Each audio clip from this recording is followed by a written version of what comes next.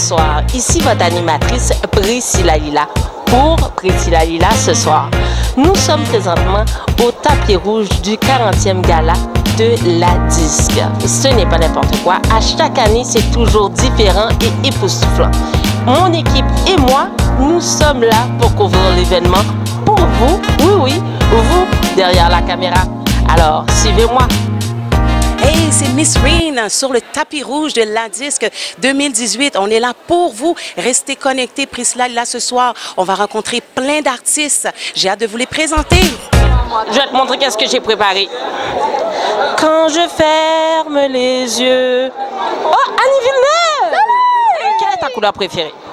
C'est bleu, mais je dis ça, mais je suis toujours habillée en noir. OK, fais-moi une chanson de 4 phrases avec la couleur bleue parce que je sais que tu as tout un talent de compositrice. Du bleu plein les yeux. Là, j'ai fait du plagiat, ça c'est Ginette Renaud. Du bleu pour les amoureux, du bleu dans les ananas, du bleu où il n'y en a pas. Bien parti pour une très belle soirée. Priscilla Lila ce soir pour Radio Centre-Ville 102,3. Mon but ce soir, c'est de favoriser l'intégration de la société, de la communauté haïtienne avec le gala de la disque. Parlez-moi de vous. Je suis Amélie Hall du Nouveau-Brunswick en nomination comme album country de l'année. Et puis c'est ça, on vient ce soir pour célébrer finalement la belle communauté de la musique francophone canadienne. Et puis c'est bien le fun d'être là. J'aimerais savoir comment vous vous sentez de savoir que vous êtes en nomination ce soir. Bien, c'est sûr que ça fait toujours un velours. Tu sais, moi, c'est un rêve que j'ai depuis que je suis tout petite de faire de la musique. Puis la disque, ça fait partie de ma vie depuis tout le temps. Depuis que je suis haute comme 2 pommes, je la regarde à la télé. Puis, mais si tu avais dit à la petite fille de 4 ans qu'un jour elle serait là, je sais pas si je t'aurais cru. Alors, avant de terminer, regardez la caméra. Est-ce que vous avez quelque chose à dire à nos jeunes artistes? Bien, ça prend de la persévérance, beaucoup de résilience, je pense. Puis, faut pas arrêter. C'est pas les succès, ça se bâtit pas du jour au lendemain. Pour moi, une carrière solide, dans peu importe ce que tu fais dans la vie, ça prend au moins 10 ans d'implication. De persévérer, d'avoir confiance puis de la patience. Alors, merci beaucoup et encore bonne chance pour ce soir. Merci. Moi, je suis haïtienne et nos parents ont beaucoup écouté de vos musiques. Tu es une femme qui chante l'amour, de l'amour partout. Dernièrement, ça va un peu mal dans le monde. Il faudrait qu'on entende un peu plus de vos messages. Ce soir, vous allez chanter à la disque? Oui, je chante dans un numéro ce soir.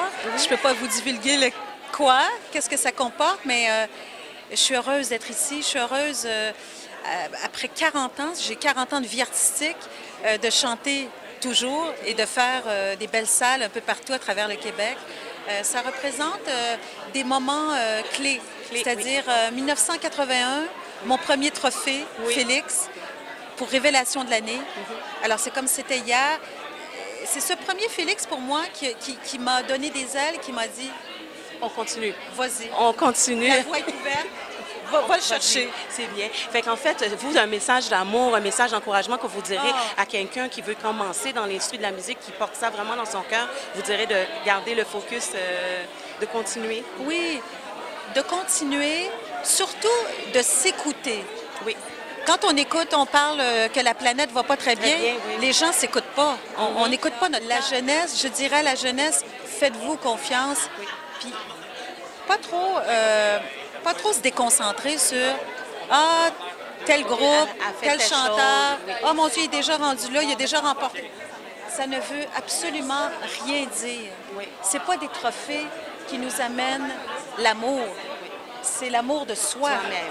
Déjà, quand on a l'amour de soi, on peut le donner. En tout cas, à travers nos chansons, à travers notre voix. C'est ça. Merci Martine, je suis vraiment contente. Vous êtes toutes en beauté, vraiment radieuse. Merci, ça m'a fait plaisir. Au plaisir. Bye. Bonne soirée. Merci. Oui, moi, j'aimerais savoir le premier truc parce que je souffre du même syndrome que vous. C'est-à-dire?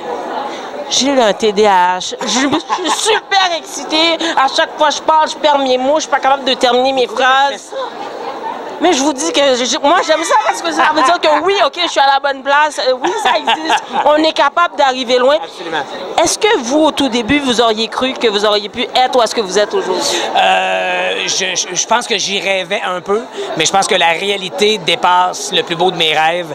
Si je pouvais parler aux jeunes étudiants qui sortaient du conservatoire en 2000, puis que je lui disais que j'allais avoir la moitié des contrats que j'ai la chance de réaliser présentement en théâtre, en télé, en cinéma, en radio, en jeu et en animation, je me serais dit, hey, le grand, c'est gentil, mais c'est déjà beaucoup. Donc, vraiment, je suis plus que comblé. Et là, je te parle du professionnel, mais personnellement, avec ma blonde, mes enfants, la petite vie familiale qu'on réussit à avoir à travers tout ça, ce tourbillon-là, je suis bien plus gâté que ce que j'aurais pu me souhaiter dans mes plus beaux rêves. Donc, non, je ne m'étais pas imaginé d'être aussi gâté et aussi heureux à 40 ans. Oublie pas de mettre ça un peu au ralenti parce que c'était très vite, hein? Mais moi, je me rappelle pas d'un album. Non! Votre présence aujourd'hui? Très bon lien, effectivement. Et c'est une bonne nouvelle qu'il n'y ait pas d'album de Patrice Bélanger. Je fausse en parlant. Non, pas d'album, mais je suis ici parce que je suis un ami à Louis-José Hood. Donc, depuis qu'il est à la barre du gala depuis 13 ans, j'ai la chance d'être un de ses invités. Donc, je suis dans la salle pour rire de ses blagues, mais en même temps, je suis un grand fan de notre musique québécoise. Donc, je me considère tellement chanceux de pouvoir, depuis 13 ans, être assis aux côtés de ces artistes-là, d'être au cœur de cette soirée-là, rire des blagues de mon ami en animation qui fait une animation exceptionnelle année après année depuis 13 ans. Je suis déjà très anxieux et excité de savoir et voir qu'est-ce qu'ils nous réserve ce soir.